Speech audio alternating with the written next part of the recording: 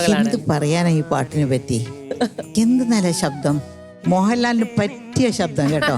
മോഹൻലാലിന്റെ പാടുന്നതായിട്ട് തന്നെ തോന്നും. പിന്നെ ഈ എഴുതിയ ആള് ശ്രീകുമാരൻ തമ്പി എൻ്റെ വളരെ വളരെ അടുത്ത സുഹൃത്താണ്.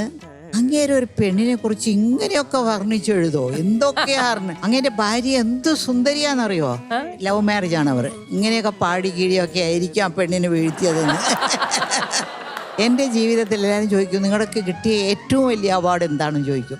ഞാന് വയലാർ, മധു, സത്യൻ എല്ലാവരും ഉണ്ടായിരുന്ന ഒരു അവാർഡ് ഫംഗ്ഷൻ ആയിരുന്നു. അപ്പോൾ വയലാർ സംസാരിക്കുമ്പോൾ മയക്കം പിടിച്ചോണ്ട് പറഞ്ഞു, ഞാൻ പാട്ട് എഴുതുമ്പോൾ വേറെ ഏത് നടിക്ക് എഴുതുമ്പോഴും ഞാൻ എൻ്റെ ഭാവനയിൽ തോന്നുന്നതാണ് ഞാൻ എഴുതുന്നത്. പക്ഷെ ഷീലയ്ക്ക് എഴുതുമ്പോൾ മാത്രം ഞാൻ ഷീലയെക്കുറിച്ചാണ് ഓർത്തെഴുതുന്നതെന്ന് പറഞ്ഞു.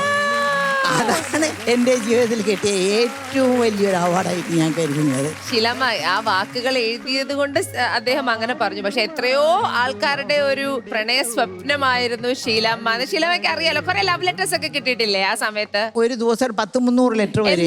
ആൾക്കാര് നിന്നെ ഞാൻ പ്രേമിക്കുന്നു, നിന്നെ എനിക്ക് കല്യാണം കഴിക്കണം. ചിലവരൊക്കെ ചോദിക്കും നീ എന്തിനാ സത്യന്റെ കൂടെ അത്രയും ചേർന്ന് അഭിനയിക്കുന്നത്, അതിഷ്ടം. ചിലവർ പറയും എന്തിനാ സത്യൻ നസീറിന്റെ കൂടെ ഇങ്ങനെ അടുത്ത് അത്ര അഭിനയിക്കുന്നത്. ഇങ്ങനെ ഓരോരുത്തരും ഓരോ ടൈപ്പാണ്. ഞങ്ങളുടെ നേട്ടം എന്ന് പറഞ്ഞാൽ ഞങ്ങൾക്ക് വന്ന് നല്ല ആരാധകന്മാരുണ്ടെന്ന് പറയുന്നത് വലിയൊരു കാര്യമല്ലേ. നമ്മൾ അവരെ നോക്കി എനിക്ക് ഇഷ്ടമല്ലെന്നൊക്കെ പറഞ്ഞാൽ അതൊക്കെ ചുമ്മാതാണ്. അവ നോക്കുന്ന ഇഷ്ടം തന്നെയാണ്. ചിരികൾ വിരിയും ഒരു വേളയായി സരിഗമ